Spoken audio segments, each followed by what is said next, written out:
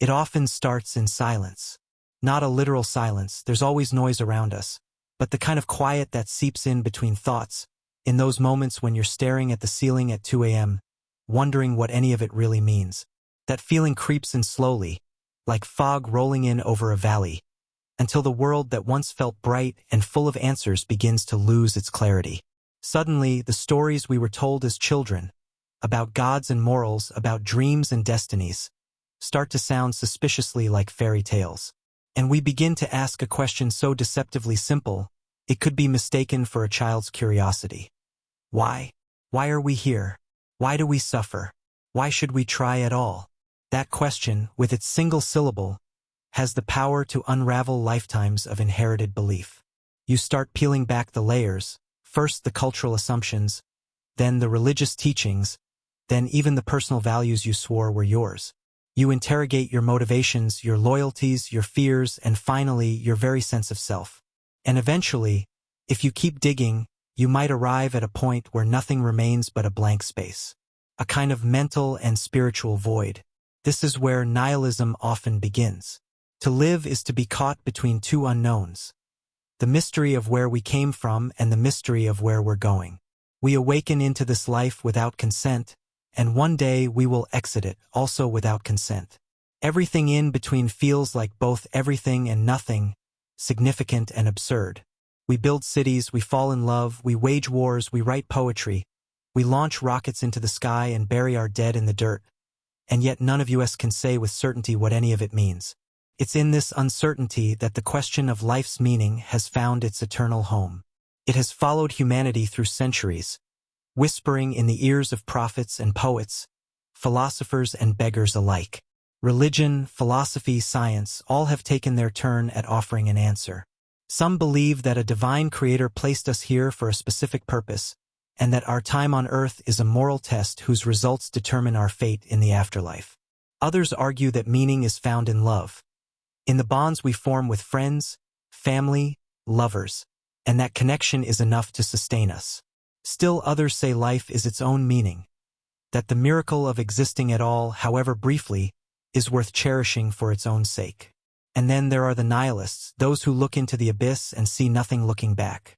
Nihilism is the belief that life has no inherent meaning, that all our values, beliefs, and goals are constructs, illusions we've created to give structure to a fundamentally indifferent universe. Pain, joy, beauty, morality.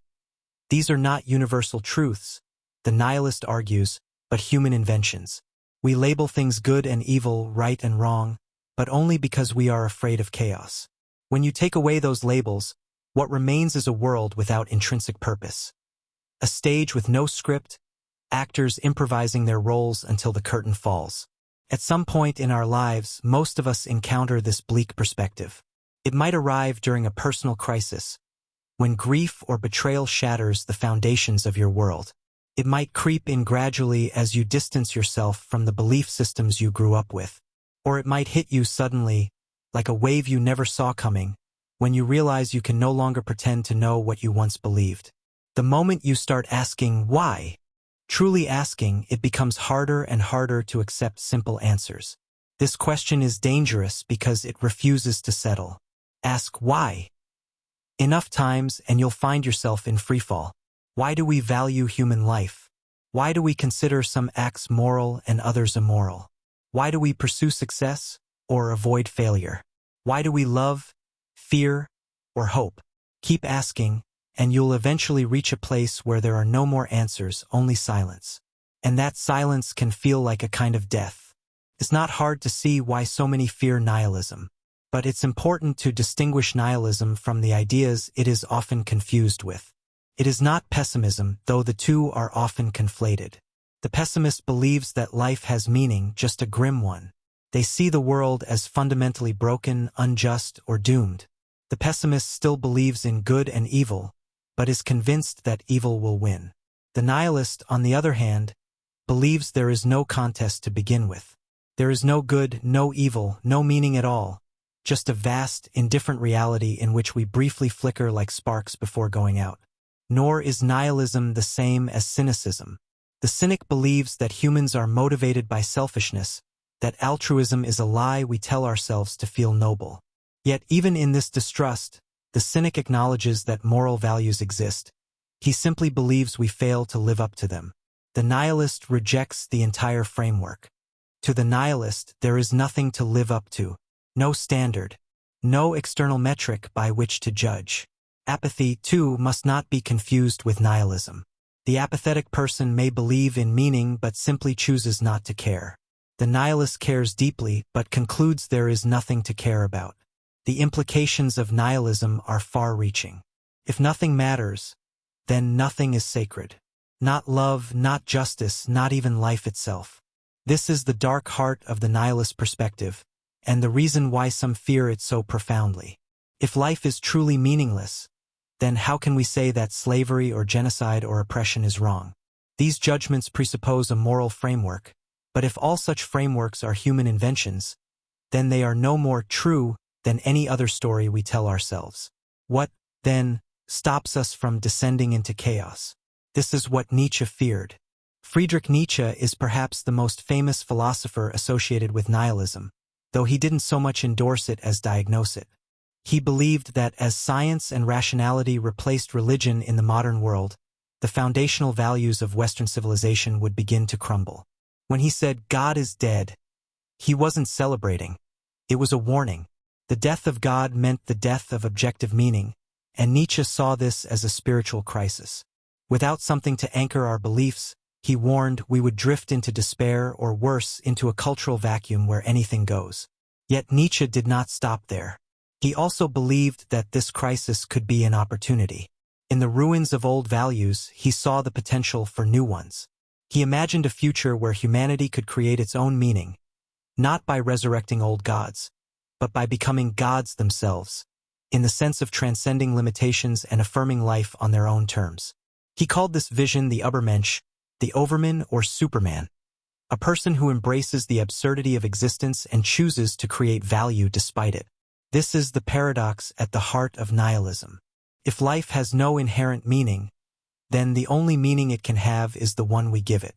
In this way, nihilism is not necessarily the end, it can be a beginning.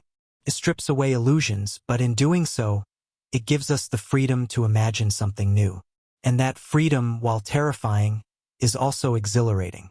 Of course, not everyone is equipped to confront that freedom. For many, the existential void is too vast, too cold.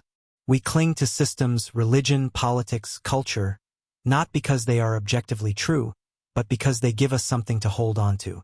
We bind ourselves to these systems because the alternative, a world without meaning, is too much to bear.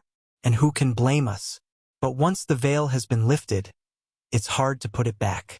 Once you've asked why and found no answer, you can't unask it. And yet life goes on. The sun rises, coffee brews, people fall in love, babies are born. The world continues to spin, indifferent to our existential crises. So what do we do with this knowledge? Some respond with despair, others with irony. Some turn to art, to expression, to creativity. Some choose defiance. If the universe is meaningless, then we will give it meaning. We will write stories, build communities, fight for justice, not because we are told to, but because we choose to. That, perhaps, is the final irony of nihilism. In believing in nothing, we may discover the freedom to believe in anything. And so, rather than seeing the glass half full or half empty, or tossing the glass away entirely, we might simply drink. Not because we must, but because we can. Because in this fleeting, absurd, beautiful moment, we are alive. And maybe, just maybe, that is enough. Thank you for accompanying. Don't forget to like and subscribe to the channel and leave a comment below so we can discuss. Wish you and your family good health.